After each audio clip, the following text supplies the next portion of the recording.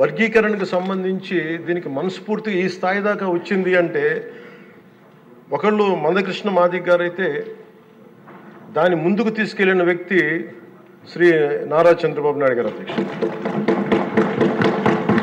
ప్రత్యేకించి మేము హైదరాబాద్ రోడ్ల మీద మేము తిరుగుతున్నప్పుడు మందకృష్ణ మాదిగ గారు అప్పుడు మాదిగ కులానికి వన్నె తెచ్చిన ఆత్మగౌరవం అనే నినాదం తెచ్చిన మందకృష్ణ మాదిగ గారికి మనస్ఫూర్తిగా నేను వారికి నా ధన్యవాదాలు తెలుపుతున్నాను అధ్యక్ష. ఎందుకంటే ఒక చిన్నబుచ్చుకునే తనం నుంచి మిగతా కులాలకి ఏమాత్రం సర్నేమ్స్ అని అన్ని కులాలు పెట్టుకుంటాయి, కానీ మాదిగ కులం పెట్టుకోవాలంటే ఇబ్బంది పడే పరిస్థితుల్లో నేను మాదిగాని చెప్పగలిగే గుండె ధైర్యంతో ఆత్మగౌరవంతో దాన్ని ముందుకు తీసుకెళ్లిన మందకృష్ణ మాదిగ గారిని అసెంబ్లీ సాక్షిగా మనస్ఫూర్తిగా వారిని అభినందిస్తున్నాను అధ్యక్ష. అలాంటి ఆత్మగౌరవ పోరాటాన్ని ముందుకు తీసుకెళ్లి దాన్ని ఆంధ్రప్రదేశ్ ఉమ్మడి రాష్ట్రంలో ప్రవేశపెట్టిన ఘనత, దాన్ని ముందుకు తీసుకెళ్లిన ఘనత శ్రీ నారా చంద్రబాబు నాయుడు గారికి మన గౌరవ ముఖ్యమంత్రి గారు దక్కుతుంది అధ్యక్ష. ఈ రోజున దేశ స్థాయిలో దీన్ని ముందుకు తీసుకెళ్ళగలుగుతున్నాం అంటే ప్రధానమంత్రి గారు దృష్టిలో పడిందంటే దానికి నాంది ఆంధ్రప్రదేశ్ నుంచే పడింది అధ్యక్ష. మేజర్గా మాకు అప్పుడు నేను ఇలా దళిత మేధావులతో అందరితో మాట్లాడుతున్నప్పుడు ఇది వర్గీకరణ మాల కులస్తులను తగ్గించి మాదిగలకి మాల కులస్తులకి అన్యాయం జరుగుద్దని చాలా రెండు వర్గాల వారు కూర్చొని మాట్లాడుకునేవాళ్ళు అధ్యక్ష. ఆ టైంలో నాకు వినిపించిన ఆర్గ్యుమెంట్స్ అధ్యక్ష, ఉదాహరణకి ఏపీలో మాల కులస్తులు మనకి తెలంగాణలో మనకి మాది కులస్తులు ఎక్కువ అధ్యక్ష. అలాగే ఇది ఒక్కొక్క చోట ఒక డామినేట్ ఒక్కొక్క కులం సబ్ క్యాస్ట్ ఎక్కువ బెనిఫిట్ తీసుకుంది రిజర్వేషన్లో, ఇది మిగతా వాళ్ళకు కూడా చెందాలనే దానిదే ఈ వాదనది. ఉదాహరణకి రాజస్థాన్లో అయితే మేఘవాల్స్ జాటోస్ ఎక్కువ తీసుకుంటారు రిజర్వేషన్లో, భైరవ కులస్తులు కానీ కోలీస్ కానీ దీన్ని తక్కువ శాతం తీసుకుంటారు, ఇక్కడ వాళ్ళు బెనిఫిట్ అవుతారు అధ్యక్ష రాజస్థాన్లో. అలాగే మనకి ఉదాహరణకి పంజాబ్లో అయితే రవిదస్య ముఖ్యంగా చెప్పాలంటే అక్కడ మన మాదిగ కులస్తులతో సమానం చమార్ కాస్ట్ వాళ్ళు ఎక్కువ బెనిఫిట్ తీసుకుంటారు అధ్యక్ష. కానీ అక్కడ ఈ రోజున మేజర్ భాగం దీనివల్ల బెనిఫిట్ అయితే అక్కడ బాల్మీకిలు, మజాబీ సిక్కులు, అలాగే ఇలాగ అనేక విభిన్నంగా ఒక్కొక్క చోట ఉన్న ఈ డామినెన్స్ కావచ్చు లేదంటే ఎక్కువ శాతం తీసుకోవడం కావచ్చు, ఇట్స్ అ బ్యాలెన్సింగ్ యాక్ట్ అధ్యక్ష.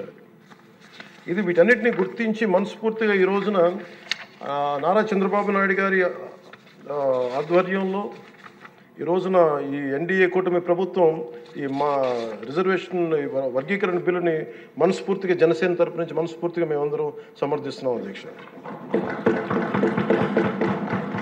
ప్రత్యేకించి నేను మొన్న రాజీవ్ రంజన్ మిశ్రా గారితో మాట్లాడుతూ ఉంటే 100 నుంచి 10,000 లోపు ఉన్న దాదాపు 59 ఉపకులాలు, మా దళిత కులాలు ఇవన్నీ మాలమాదిగా దళిత ఉపకులాలతో సహా 59 ఎక్కువ సంఖ్యాబలం ఉన్నాయి. దీన్ని ఎలా చేస్తారంటే 100 లోపు నుంచి 10,000 లోపు ఉండే 46 కులాలు అధ్యక్ష. కొన్ని కులాలు దాదాపు 30-40 మంది కూడా ఉన్నారని వారు తెలియజేశారు అధ్యక్ష. అలాగే ఈ సైంటిఫికలీ ఎనలైజ్డ్ ఎంపిరికల్ డేటాని 4 నెలల వ్యవధిలో గౌరవ ముఖ్యమంత్రి గారు బాధ్యత తీసుకొని మంత్రివర్గంతో ఒక కమిటీని ఏర్పాటు చేసి వన్ మ్యాన్ కమిషన్ గారు శ్రీ రాజీవ్ రంజన్ మిశ్రా గారి ఆధ్వర్యంలో నవంబర్లో మొదలై మార్చి 4 నెలల వ్యవధిలో దీన్ని డేటానంతా సైంటిఫిక్గా అనలైజ్ చేసి ఎంపిరికల్ డేటాని విద్యా, సామాజిక, ఆర్థిక, రాజకీయ అంతర్గత వెనుకబాటుతనాన్ని వారు మూడుగా విభజించిన విధానం చాలా అద్భుతంగా ఉంది అధ్యక్ష. ఇది అందరికీ మేలు చేస్తూనే కోరుకుంటున్నాను. మందకృష్ణ గారు వర్గీకరణ ఉద్యమానికి ఆద్యులు, మందకృష్ణ గారు వర్గీకరణ ఉద్యమానికి ఆద్యుడు, వర్గీకరణ సాధన పోరాట సమితి యోధుడు అధ్యక్ష మందకృష్ణ గారు. నారా చంద్రబాబు గారు సైబరాబాద్ సృష్టికర్తే కాదు, వర్గీకరణ రూపకర్త కూడా. శ్రీ మోదీ గారు నయా భారత్ నిర్మాతే కాదు, వర్గీకరణ ఫలప్రదాత కూడా. అందుకని మనస్ఫూర్తిగా ఈ వర్గీకరణ బిల్లుని ముందుకు తీసుకెళ్ళి దీనిని ఆంధ్రప్రదేశ్ అసెంబ్లీలో ఈరోజు ప్రవేశపెట్టినందుకు మనస్ఫూర్తిగా ముఖ్యమంత్రి గారికి, అందరికీ మంత్రివర్గానికి, సభ్యులందరికీ మనస్ఫూర్తిగా ధన్యవాదాలు తెలుపుకుంటూ స్పీకర్ గారికి నా హృదయపూర్వక ధన్యవాదాలు తెలియజేస్తున్నాను అధ్యక్ష. ఇంక్లూడ్ చేయగలిగితే గౌరవ ముఖ్యమంత్రి గారికి మీ ద్వారా తెలియజేస్తాను అధ్యక్ష. దాదాపు రెల్లి కులస్తులు చాలా అత్యధికంగా ఉన్నారు అధ్యక్ష. ముఖ్యంగా వీటిలో 1,35,000 పైచీలుకున్నారు యాజ్ ఆన్ సెన్సస్ ప్రకారం. వారికి ప్రత్యేకించి కొన్ని జిల్లాల్లోనే కాన్సన్ట్రేట్ అయి ఉన్నారు వాళ్ళు. వారికి ప్రత్యేకించి ఒక జిల్లాని యూనిట్గా తీసుకున్న ఇంకోలా తీసుకున్న వారికి కూడా తగు న్యాయం చేయవలసిందిగా కోరుకుంటున్నాను. అలాగే బేడా బుడగ జంగాలకి ఏ కులమో వారికి తెలియట్లేదు. వారికి కూడా మీ ద్వారా గౌరవ ముఖ్యమంత్రి గారి దృష్టికి తీసుకొస్తున్నాను. వారి దేనికి సంబంధించిన ఏ కేటగిరీలో పడతారో దాన్ని కూడా ఈ సభాముఖంగా అందరికీ తెలియజేస్తాను.